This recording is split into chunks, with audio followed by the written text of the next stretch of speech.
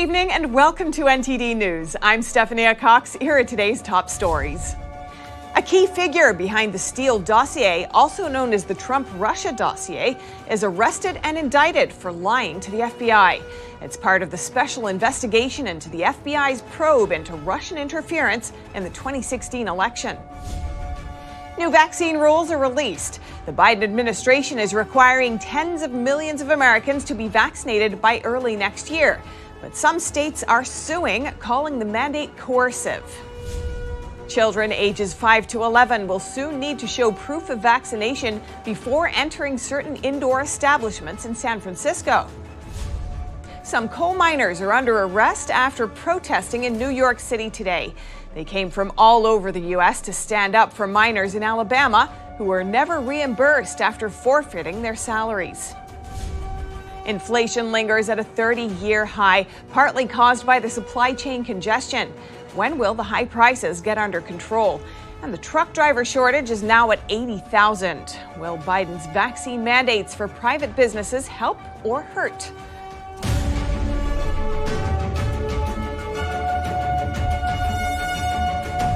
Federal agents today arrested the primary researcher of the Steele Dossier, Russian analyst Igor Danchenko. A federal grand jury is charging him with 5 counts of lying to the FBI. This is part of special counsel John Durham's investigation of the origins of the FBI's probe of the 2016 Trump campaign.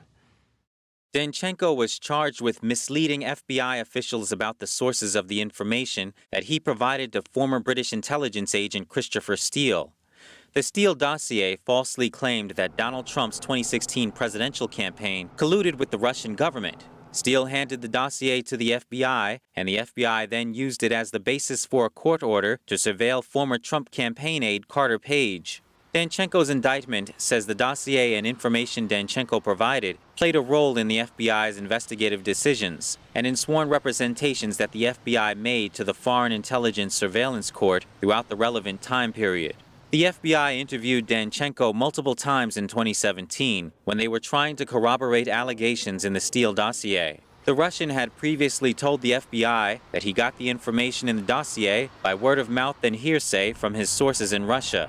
But affidavits filed earlier this year show that Danchenko's sources denied providing any information that was included in the dossier. Former Attorney General William Barr in 2020 appointed Durham as special counsel to investigate the FBI's 2016 probe into Trump and Russia, which became known as Crossfire Hurricane. Danchenko is now the third person who has been charged in connection with Durham's probe.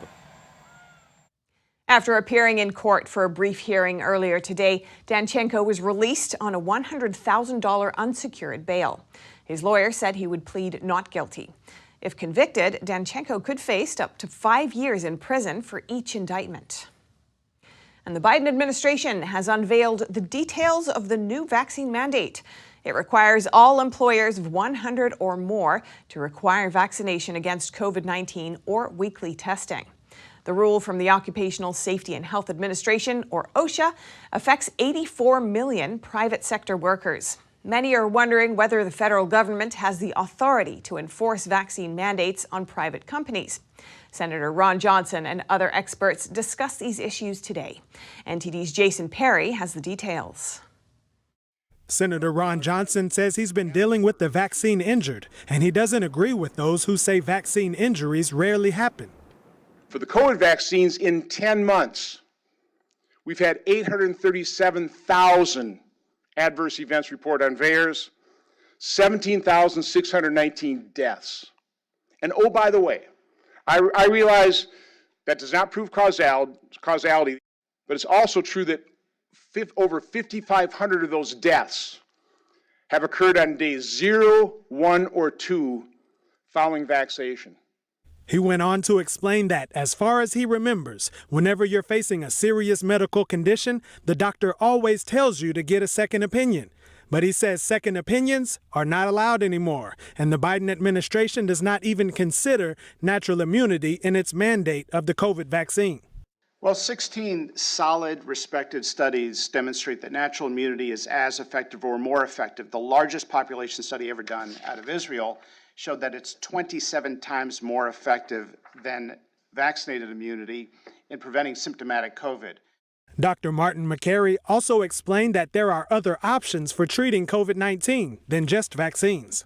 There's solid randomized controlled trials supporting several safe therapeutics, as simple as a hypertonic saline spray and mouthwash, and Prozac or fluvoxamine, for which there's solid evidence, and Merck's new drug, which is now authorized and in use in the UK, molnupiravir, cut COVID deaths to 0. No one who's gotten the drug has ever died. Senator Ron Johnson said before we impose a mandate that will cost people their jobs and their livelihoods, we should at least acknowledge that vaccine injuries are real. Jason Perry, NTD News. Vaccines normally go through a trial period before they're approved for use among the general public. But a woman who worked on testing Pfizer's COVID-19 vaccine reported several issues that occurred during the clinical trial period. She said she was fired within hours of reporting the problems to the FDA. NTD's Jason Perry has the story. Brooke Jackson has worked in clinical trials for over 15 years. She worked for Ventavia Research Group during Pfizer's COVID-19 vaccine trial period. The company operated several sites for the trial. Jackson told the British Medical Journal that she witnessed several problems, including the falsification of data and concerns for patient safety. She reported the issues to her supervisors, but over time she felt that her reports were being ignored, so she began taking pictures of her findings. Jackson listed 12 concerns she had in a message to the Food and Drug Administration, or FDA, in September 2020. Within hours of notifying the FDA of the issues within the trial of the Pfizer vaccine, she was fired. The FDA later announced emergency use authorization for Pfizer's jab. Jason Perry, NTD News. Hundreds of people gathered outside of Chicago's Thompson Center to protest the government's COVID vaccine mandate. They say that the mandate is an invasion of privacy, divisive, and totalitarian. NTD was on the ground. Around 500 people came together to protest Illinois vaccine mandates in downtown Chicago on November 3rd. Children's Health Defense organized the event. My husband is one of the 41 stripped officers in Chicago. What that means is he had to give up his gun and his badge, and he's at home. They won't let him work. He's not getting paid because he will not comply with the city's request or requirement that they let their health portal know whether he's vaccinated or he's not vaccinated. Giampa's husband served the Chicago police for 28 years. There is no scientific or ethical reason for a mandate for a vaccine that does not stop transmission or even decrease transmission. No one else should be coerced into taking it. Holmes says divides are growing among professionals. It creates a lot of division. We've lost a lot of professionals, both in healthcare, within the police force, within the fire departments. The corporate media has sort of encouraged that division, by putting out a lot of information about it being a pandemic of the unvaccinated, and have censored and restricted other information. One of the speakers at the rally, Dr. Jacob Ozzie, speaks about the danger of vaccines to children. He also said the mandate is a violation of one of the Nuremberg codes, which requires voluntary consent of the human subject on medical experiments. But there's lots of research that shows that the vaccine itself is more dangerous than COVID for children, and so there's this steady stripping away of rights and responsibilities and more control. So the only vaccines that are available are experimental. Coercing somebody to take part in a vaccine trial or a medication trial is really a violation. Well, it's a Nuremberg violation. The speakers of the rally call for everyone to stand up to tyranny and say no to vaccine mandates. San Francisco requires people 12 or older to show proof of receiving a COVID-19 vaccine to enter certain indoor places like gyms and dine-in restaurants. On Tuesday, the San Francisco Department of Public Health stated that the mandate will be updated to include kids aged 5 to 11. NTD's Jason Blair reports. I'm outside of the San Francisco Department of Public Health, who announced this week in a town hall meeting that the city's indoor vaccine mandate will be expanded to include children ages 5 to 11 within the coming months. But then at some point, 5 to 11-year-olds will also have to show proof of vaccination to access some of those same settings. The health department stated in a tweet on Wednesday that they expect the vaccine to be available for kids 5 to 11 later this week. We definitely want to wait and make sure that children have an opportunity to get vaccinated. So that will happen no sooner than about 8 weeks after the vaccine is available to kids. The current mandate in San Francisco requires anyone 12 or older to show proof of vaccination before entering certain businesses like restaurants and gyms or events like basketball games. The mandate has been in effect since August 20th. The city also required all of its employees to be vaccinated by November 1st, which was on Monday. Jason Blair, NTD News, San Francisco. Senator Rand Paul and Dr. Anthony Fauci are again sparring over gain-of-function research at the Wuhan lab. The senator wants Fauci to take responsibility for funding the research, while Fauci continues to deny it. NTD's Don Ma has more. During Thursday's meeting of the Senate Committee on Health, Senator Rand Paul accused Dr. Anthony Fauci of misleading the public about the research that NIH had funded at the Wuhan lab. What we are saying is that this was risky type of research, gain-of-function research. It was risky to share this with the Chinese, and that COVID may have been created from a not yet revealed virus. We don't anticipate the Chinese are going to reveal the virus if it came from their lab. In an interview before the hearing, the senator told NTD host Bo Davidson what he was trying to achieve. What happens if it's worse the next time? What if a virus leaks from a lab that has 15% mortality or 50% mortality? All of the evidence now is pointing towards this coming from a lab.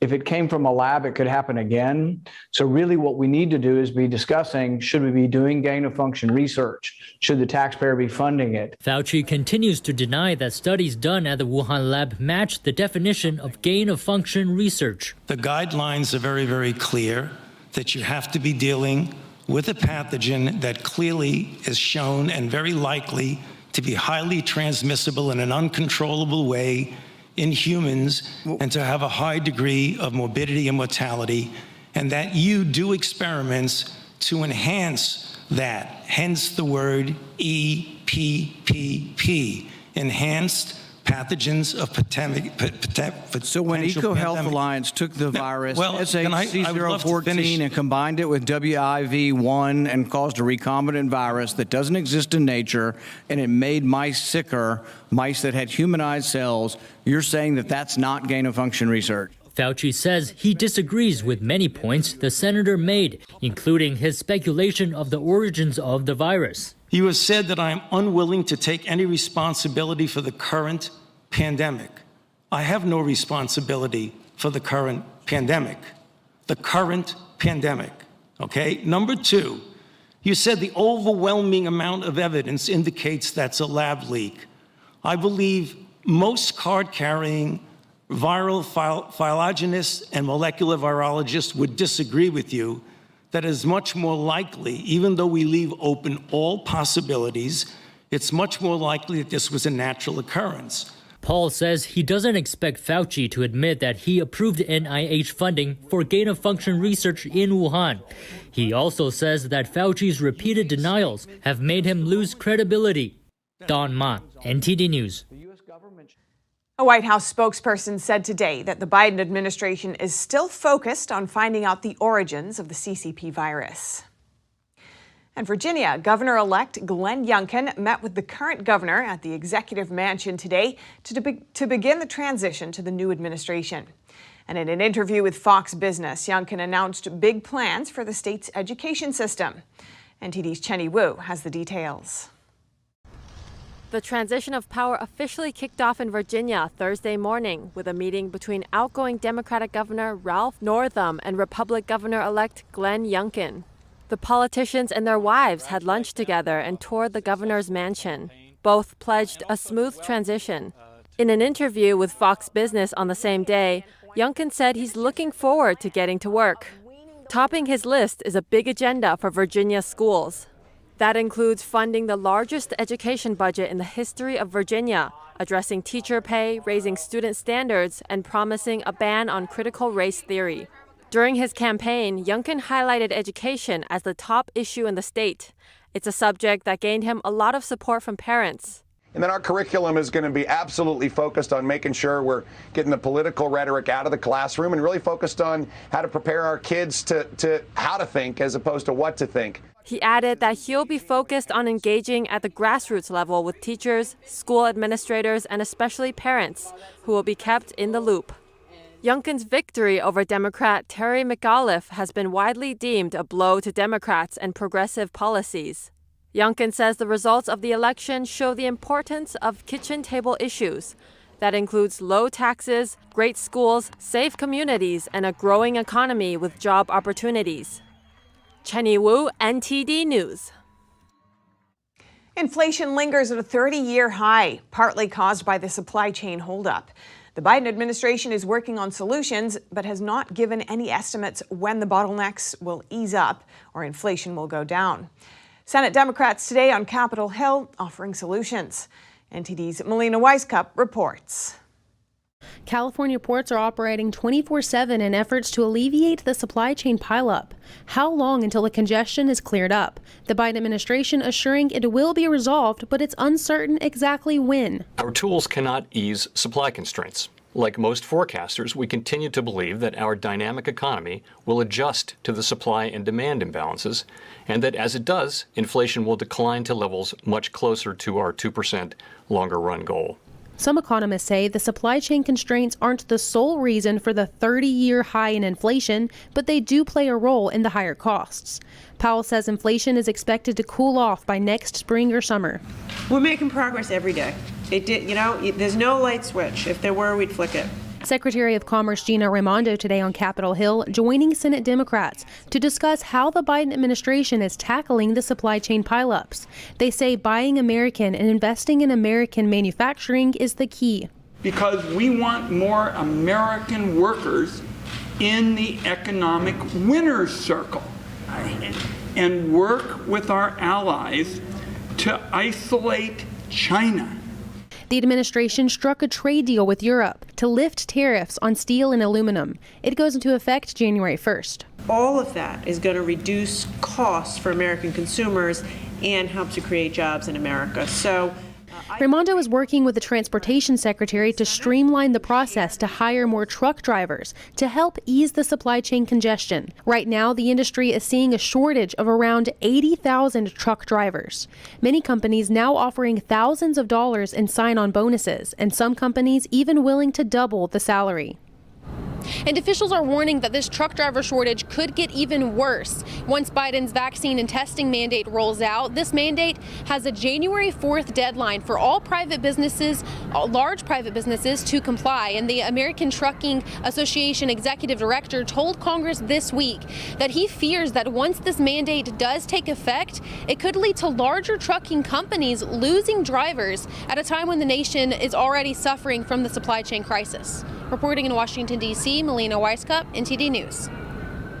Up next, coal miners from all over the U.S. protested in New York City today, and some were arrested. We asked the miners what brings them to New York. And unions representing the New York City Fire Department say the city is giving them until tomorrow to file for vaccine exemptions. Many unvaccinated firefighters and fire officers are currently on unpaid leave.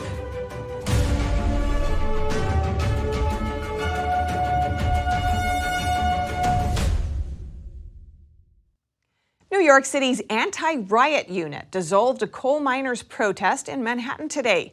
The protest is part of a labor strike that has been going on for months now.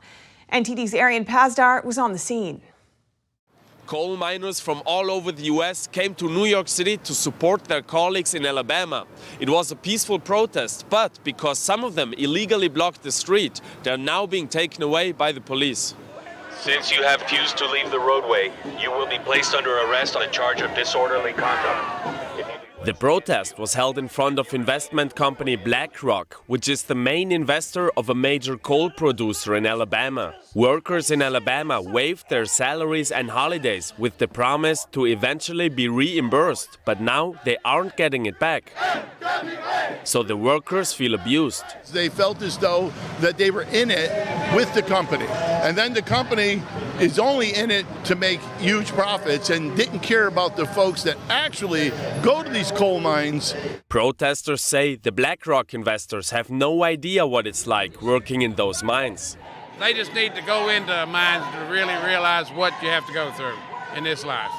It's a rough job. It deteriorates your body, you know. So I've had neck replacements and everything since I've been hurt. But, you know, it's easy to sit up in that building right there and do what they do for 50 years and never get hurt. But why are they protesting at the investors and not at the employer's office? BlackRock tells them what to do. Demonstrators came from as far away as Texas all the way to New York to support their fellow miners. And I'm here to support my sisters and brothers from the South. Even though it isn't their problem.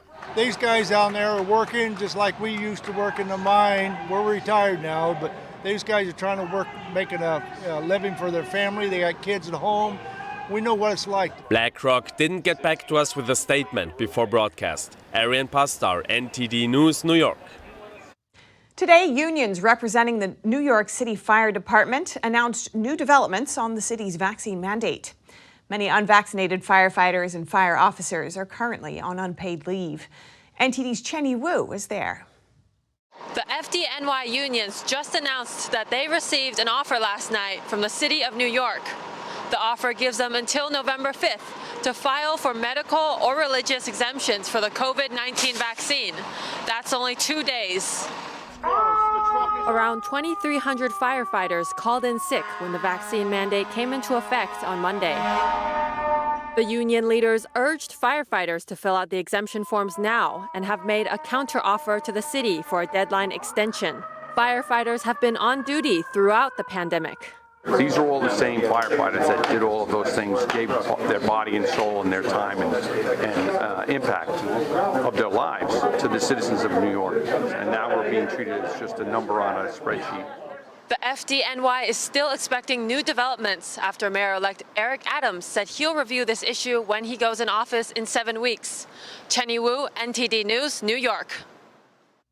Activists and students at one California State University were speaking out today, demanding more resources to help homeless students.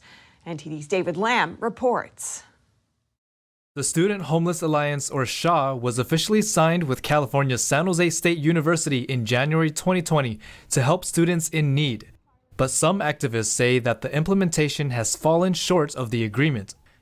2019, to when SHA wrote their agreement in January 2020, we had housed 55 homeless students.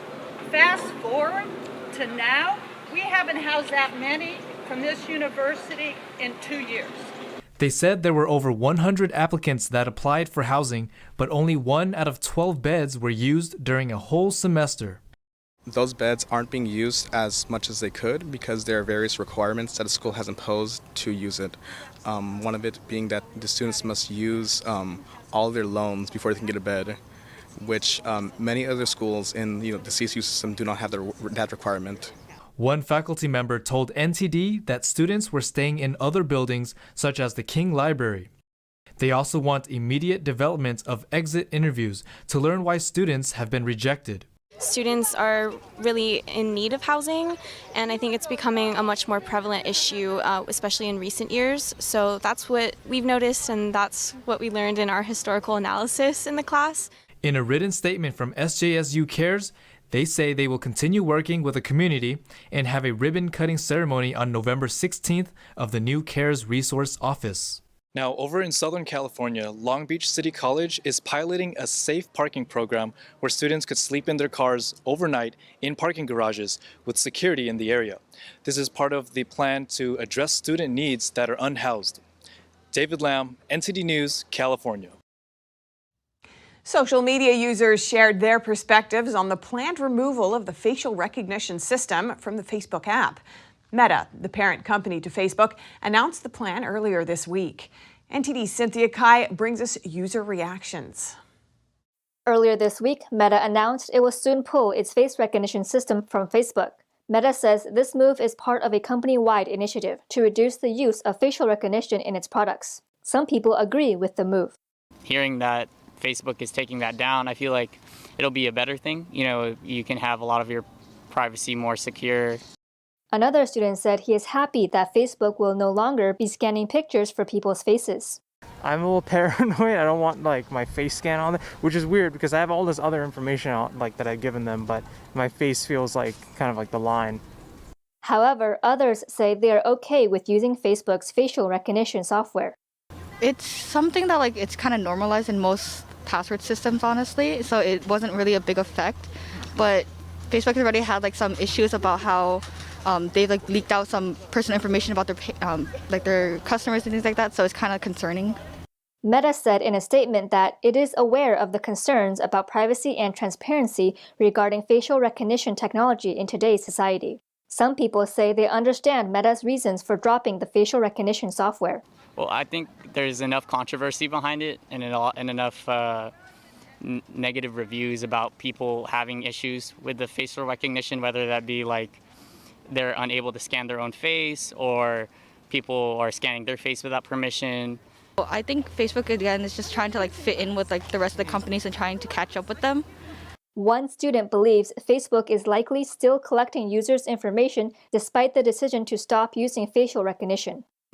Oh no, I'm sure like I said, they're still taking some kind of data off of me, even if it's not my face, it's something else. Removal of the facial recognition system means Facebook will no longer automatically recognize if people's faces appear in memories, photos, or videos. Meta says it will begin removing this system over the coming weeks. Cynthia Kai, NTD News, California. Coming up, human organs now have official prices in China after local departments release price guidelines. Some say this will encourage killing for profit. We hear from an expert who says organ harvesting has been a lucrative business for the Chinese regime for decades. And in its newest report on the Chinese military, the Pentagon estimates that China may have over 1,000 nuclear warheads by 2030. These warheads can be deployed by land, sea, or air. That and more after the break.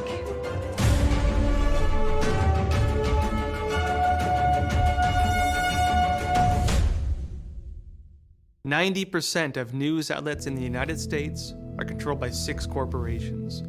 They're not out to tell you the truth of what's happening. They're out to tell you the picture of the world that they represent. The mission of the Epoch Times is to chase the truth, to ground all statements in facts, and prevent people from being misled. This is a battle between truth and deceit. Subscribe today and join the Americans who are seeking truth and tradition. We'd love to have you on board. We're becoming more and more urban. We lose our connection with nature.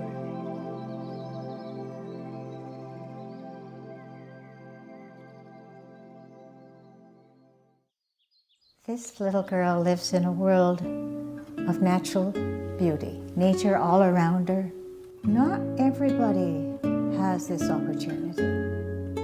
Things are growing all around her, all sort of handmade things. The artist has portrayed a scene that is so comforting and so grounded that we can experience this ourselves. The artist himself has to be absolutely natural. And it's not easy to do because children are hard to paint. Birds are hard to paint. They don't sit still. This is quite an accomplishment, reflecting nature back to us.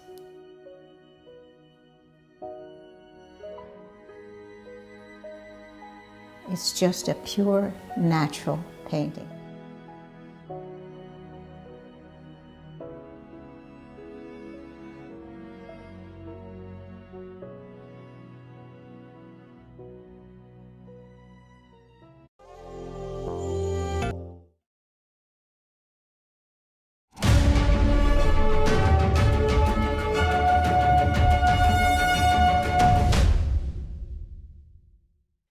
Panic buying seems to be getting worse in China, with people even fighting in stores. And the CCP virus is spreading again to almost 20 provinces. NTD's Tiffany Meyer has the story. Panic buying continues in China and seems to get worse. The Chinese Communist Party, or CCP virus, spread to about 20 provinces in the country on Thursday. On Wednesday, more than 100 people tested positive for the virus. This, according to state-controlled media. We cannot verify the numbers, but in China, it's commonly believed that the real number is often higher than the official reports. Even if Beijing underreported the numbers, this would still be a big change to the so-called zero-case policy that led to extremely strict pandemic control measures. Earlier this week, amidst the rising cases, Chinese authorities suggested residents should stockpile. This rare move seemed to trigger even more concern and uncertainty. According to local media in Zhengzhou City, customers used to place their items in bags, but now they are filling their carts to the rim. And they are not only buying food, but also laundry detergent, toothpaste, toilet paper, and disinfectant. One of the customers told local media she had already bought 150 pounds of rice and the same amount of flour. Her reason? She says the authorities suggested that citizens stockpile, and she also feared that she would not be able to go out to shop while under lockdown. The same is happening in many other areas around the country. People even fight with each other while panic buying. Rice is one of the most wanted foods right now. A customer from southwest China's Chongqing city says that all noodles, rice, and even eggs are sold out. China's nuclear threat level has more than doubled compared to 2020, according to a recent assessment from the Pentagon. In the Defense Department's annual China Military Power Report on Wednesday, it estimated that the accelerating pace of the PLA's nuclear expansion may enable the PRC, People's Republic of China, to have up to about 700 deliverable nuclear warheads by 2027. And by 2030, the report says, the PRC likely intends to have at least 1,000 warheads. This new estimated figure is a sharp increase from what the DoD projected just last year. In its 2020 report, the Pentagon warned that the Chinese arsenal would top 400 by the end of the decade. That's more than a twofold difference compared to the DoD's current projections. The report also says that China may already have developed the ability to launch ballistic missiles from land, air, and sea, and points out that China is clear in its ambitions to be competitive with world-class military powers like the U.S. Though China's nuclear power is still dwarfed by the U.S., the United States has a stockpile of 3,750 nuclear warheads. On Thursday, the Chinese Foreign Ministry commented on the Pentagon's assessment. It said the report is full of prejudice and is based on gossip. In a central Chinese province, 6 provincial ministries co-released price tags for donated organs. While many criticize the move as unethical and say it encourages crime, an expert investigator tells us the Chinese Communist Party has been harvesting organs for quite some time. 6 provincial ministries in the central Chinese province of Henan co-announced a list of fees provided for organ donations. Under the list, patients have to pay a so-called donated organ acquisition fee. That's more than $40,000 for an adult liver, more than $15,000 for a child's liver, more than $25,000 for a single kidney, and nearly $36,000 for both. U.S.-based news outlet Radio Free Asia quoted Professor Yang Haiying from Shizuoka University in Japan as saying the announcement may encourage severe social problems such as killing for organs, kidnapping, and murder. The head of the World Organization to investigate the persecution of Falun Gong, Dr. Wang Jiyuan, raised another issue. The global community has long held deep concern about the source of organs for transplantation in China. China's domestic organ harvesting industry has soared since 1999, with China soon becoming the second largest in the business worldwide. But the origins of large numbers of those organs remain unknown. In 2006, in the U.S., 2 witnesses exposed a lucrative business of the CCP, mass harvesting organs from Falun Gong practitioners in China. For many years, allegations of the CCP's organ harvesting have been included in human rights reports from the United Nations, the U.S. Department of State, and Congress. Multiple countries, including the U.S., Australia, Canada, Taiwan, and EU member states, have passed resolutions condemning CCP's organ harvesting. Some have passed laws prohibiting their citizens from organ transplant tourism in China. As more eyes turn to the CCP's organ harvesting crimes in prisons and labor camps, Wang says the official announcement may have been designed to distract the public.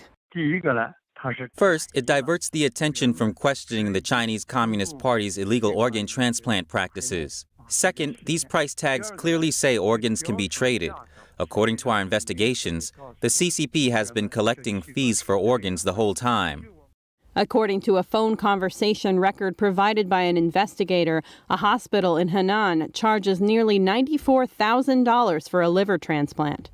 Following is the phone conversation between the investigator and a doctor from the hospital's office from years ago.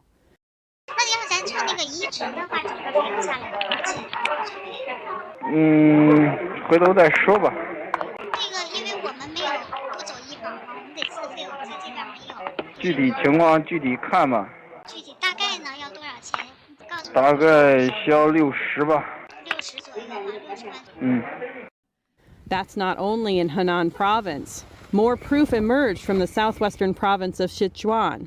An investigator pretended to search for an organ from a Falun Gong practitioner, as the organs from these people are considered to be of high quality.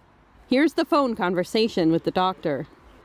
就是想让他帮我找一个就是那种法轮功的那种器官，因为我觉得花钱也值得嘛。其实大家都觉得值得，都愿意花钱的哈，你的那些心态都理解哈。那咱们这个正常，如果就是那种做一个手术那个流程下来，大概得需要多少钱呢？这个不一定，我现在不能跟你说哈，有好的，有不好的，但光是供体费，我们省医院是15万，我只能跟你说这个哈。Coming up, Britain today is the first country to approve a potentially game-changing COVID-19 pill. It's believed to reduce the risk of death by half. And parents protest in Paris, saying the government's measures against COVID-19 are crossing the line and interfering with their responsibilities towards their children. More in just a moment here on NTD News.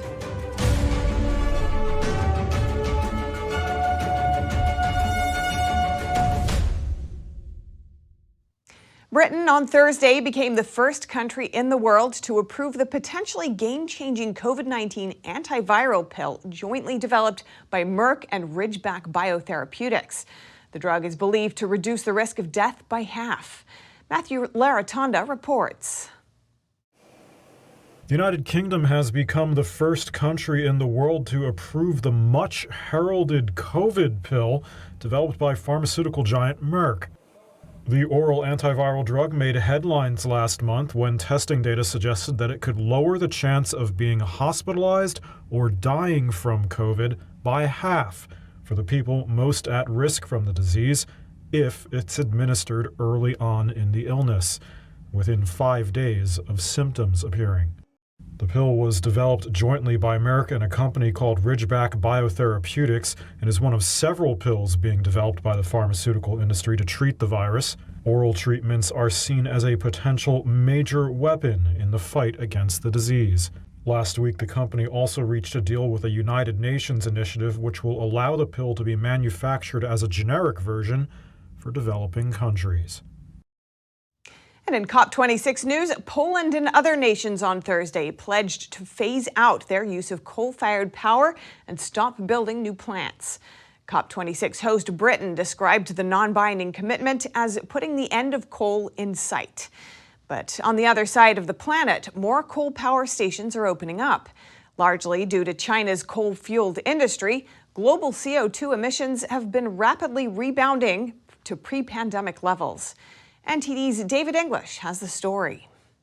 From the global power sector. The UK government announced on Thursday that several major coal-using nations have pledged for the first time to phase out their use of the fossil fuel or to speed up existing plans to do so. Among them are major coal users such as Poland, Vietnam and Chile. Today, I think we can say that the end of coal is in sight. The progress we've seen over the past 2 years would have seemed like a lofty ambition when we took on the COP presidency back in 2019. At least 25 countries, including the US, committed to ending public financing for unabated fossil fuel projects abroad by the end of the next year. Unabated fossil fuel refers to the burning of coal, oil and natural gas without using technology to capture the CO2 emissions. And so today, we are publishing the Global Coal to Clean Power Transition Statement, a commitment to end coal investment, to scale up clean power, to make a just transition, and phase out coal in the 2030s in major economies and in the 2040s elsewhere. The commitments are not binding. Some signatories say they will not be able to phase out coal without sufficient financial help from other countries. They need significant investments to shift their industries and energy sectors to cleaner sources. But our ability to do so will be determined by the extent of support that we receive from developed economies. Meanwhile, China's coal production is busier than ever. In the Shanxi region in the north of the country, 2 new coal power stations are in operation, while an existing one is adding extra capacity. One coal seller says he had not heard of COP26, but knows that his livelihood depends on being able to sell the fuel. My whole family sells coal. My son, my daughter, and I. We've sold coal our whole lives. A local carbon consultant says getting rid of coal in China is not a quick task, especially when global energy prices are soaring. You can't reduce coal from tomorrow. It's impossible. I think the government's targets are reasonable. We can't let people suffer coldness and starvation now because of climate change. It's unreasonable. A new scientific study has found that the dramatic drop in CO2 emissions due to the pandemic lockdowns has pretty much disappeared in a puff of coal-fired smoke, much of it from China. David English, NTD News. While there are growing concerns that dissenting views about climate change are being shut down, just down the road from COP26 in Glasgow, a group of analysts and experts scrutinized the UN's climate policies at a counter COP26 event. It comes as net zero policies begin to be implemented around the world and unprecedented levels of investment are announced. NTD's Jane Werrell is in Glasgow and met with speakers from the Climate Reality Forum. Well, as world leaders and thousands of others gathered here in Glasgow for the COP26 summit, a counter COP26 summit was happening at the same time, hosted by the American think tank, the Heartland Institute, with experts from the US, here in the UK and Europe. They say that more scrutiny is needed and questioned exactly how environmentally friendly the UN climate policies actually are. I'm very concerned about the environment. That's why I'm opposing carbon dioxide restrictions, because their proposed solution is wind and solar power, both of which have extreme negative environmental consequences. Wind power, for example, peer-reviewed study by Harvard University scientists finds that to replace conventional electricity in America with wind turbines, you'd have to cover a third of our country with wind turbines. And if you mandate electrified vehicles, now you have to make it half the country. That would be absolutely devastating to wildlife, to ecosystems, to our natural beauty, to anything that you treasure about the environment. Researchers have mixed views on whether solar panels are actually good for the environment. Lord Monckton's view is that net zero solutions at the UN conference are actually net adders. But if your aim is to reduce the amount of CO2 in the atmosphere, then wind and solar power are not the best way to do it. And solar power has an additional difficulty in which the 6,000 degrees Celsius at which the polysilicon must be baked consumes so much energy when you make the solar panel that it will not, in its entire lifetime, produce as much energy as the energy that was required to produce the solar panel. And that means that all solar panels are also net adders of CO2 to the atmosphere.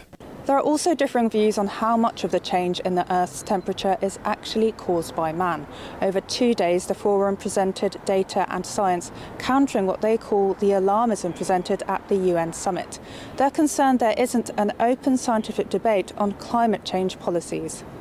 Whatever your particular policy agenda is. It always helps to have people questioning that and to ask difficult questions. But there's such a momentum now, there's such a groupthink in the main COP conference that they can't ask these searching questions. So that's what we're doing here at the Climate Reality Forum.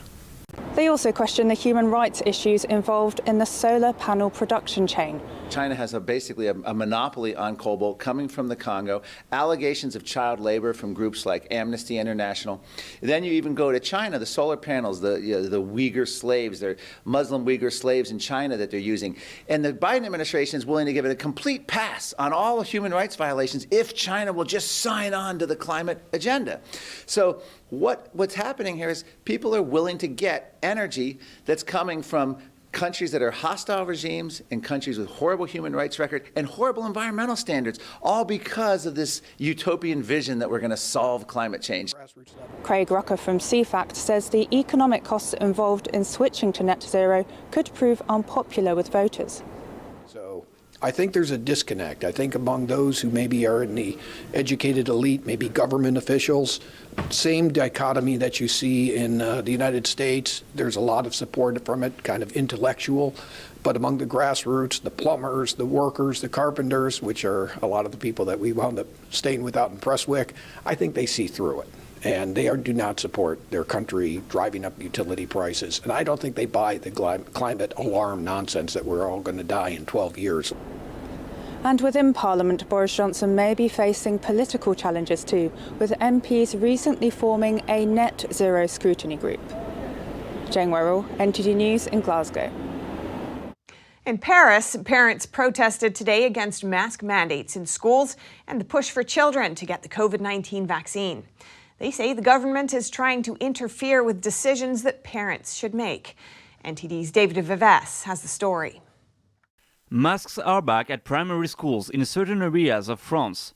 The French government spokesperson said the stricter rules will be implemented in departments where COVID-19 cases had risen above 50 per 100,000 inhabitants. Dozens of protesters demonstrated against this measure and also against vaccines being pushed on children.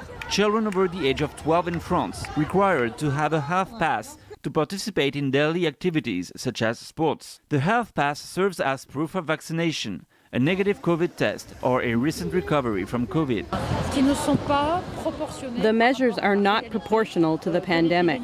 We've also seen some children get myocarditis after the jab, so the benefit of a vaccine is not clear. The protesters, many of whom are parents, say that the government's measures regarding to children take the responsibility away from them. They say they should be the only ones to decide what's good for their children. There really is government interference in family matters. For example, if one parent wants their child to be vaccinated, but the other refuses, the child can be vaccinated.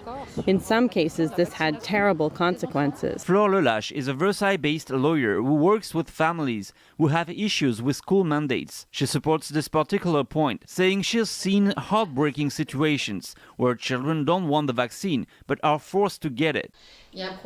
There's the issue of parental consent. The children are given a health ID, which allows them to get the jab, even without their parents knowing it. The French government has so far rejected a vaccine mandate for children, but health pass requirements can severely limit the activities of those who are unvaccinated. Officials in charge of the vaccination campaign say they'll look at the situation in the US and may consider implementing a mandate in the future. David Vives, NTD News, Paris. Up next, restaurants are running low on supplies. Your favorite dish might not be on the menu next time you visit. And actor Dwayne Johnson, known as The Rock, says he won't use real guns in movies anymore. He's also offering condolences to those affected by the fatal shooting on a movie set last month.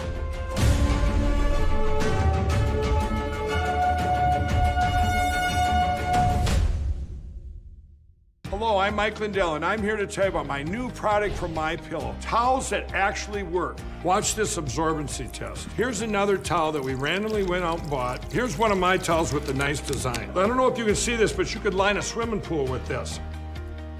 This is crazy. Get rid of it. Towels that actually work. The new MyPillow towels are exclusively made with 100% USA combed cotton with proprietary technology and with maximum absorbency. They dry you faster and are guaranteed to work. I'm interrupting this commercial right now. Retailers have canceled MyPillow.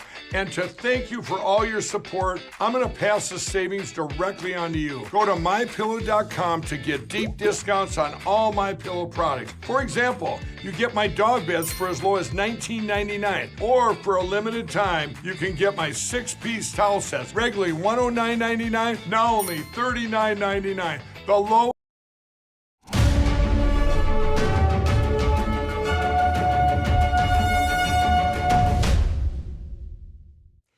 With inflation comes shortages. The next time you visit your go-to restaurant, your favorite dish might not be on the menu anymore. That's what's happening to restaurants across the U.S. because of supply chain woes. NTD's Phil Zoe has the story. The National Restaurant Association says 95% of restaurateurs are experiencing supply issues, and every 3 out of 4 restaurants are forced to change their menus. Now with the supply chain issues, many of the products that they have been purchasing have skyrocketed in the multiples. NTD News spoke to David Gattenford, owner of Valbella Restaurant in the heart of Manhattan, near Central Park and Fifth Avenue. We have a big problem with the fish, meat, vegetable, grocery, even some of the wine that we serve in this location. For one of their seafood specials, the owner says South African lobster tails cost him $30 a pound on a Monday, but the following Friday, it went up to $50 a pound. Actually, even you want to pay the $50 a pound, they said we don't know when we will have it for you. Besides being short on food, the owner is also short on staff. Every morning I get up, I don't know I'm going to be a dishwasher, cook, busboy, waiter, or the owner. In a letter to President Biden, the National Restaurant Association is asking for lower tariffs on food, drinks, and equipment so supplies can get to restaurants faster. Gattenfart says he wants to hire more people, even open a new location, but city agencies are also short on staff. His new restaurant has been delayed for over a year. Even the government doesn't help us to expedite the process that we can put more people to work. President Biden said he would help, starting with the opening of 2 California ports to 24 hours around the clock. But the owner here at Valbella Restaurant in Manhattan says he doesn't plan to raise prices on his customers, even if it means he's making less money. Phil Zoe, NTD News, New York. Hollywood star Dwayne Johnson on Wednesday said he won't use real guns in his movies anymore. That's after a cinematographer was shot and killed on set last month. NTD's Chen Wu has more. At the premiere of his new blockbuster, Red Notice, Dwayne Johnson offers his condolences to those affected by the fatal shooting incident on the Rust film set. That was a terrible scenario that happened. I've known Alec for many, many years. He's a buddy of mine, and my heart goes out to the families of everybody who was involved. Cinematographer Helena Hutchins was killed on October 21st when actor Alec Baldwin discharged a prop firearm. Baldwin had been told the gun did not have live rounds. It's created a new lens and a new perspective, I think, on how we can operate moving forward. Some prop guns are non-functional, but many are real guns.